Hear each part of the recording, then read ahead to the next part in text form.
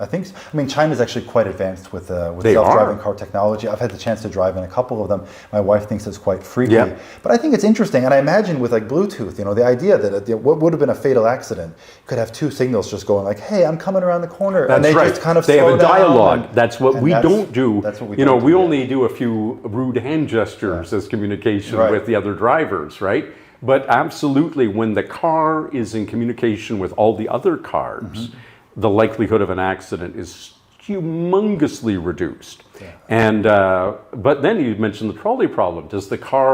When the car is going along and suddenly a kid runs out in front, and so the only choice is hit the kid or turn the car into the brick wall and kill the driver, nobody is ever going to buy the car that says, I'm going to choose to kill the driver, the passenger. It's not driver, passenger. Sure.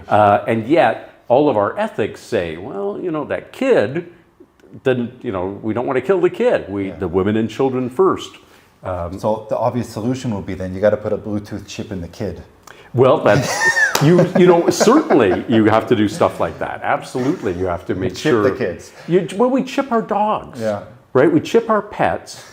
And, it's ironic that we, don't make our pets suffer through old debilitating illness.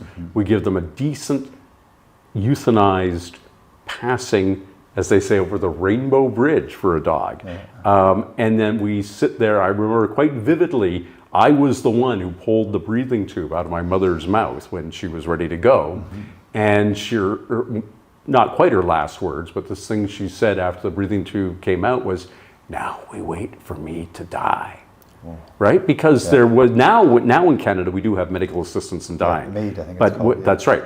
But when she was passing, it was in fact the year before the legislation had been written, but it hadn't come into effect yet. Yeah. And so she just had to wait to basically die of being unable to breathe.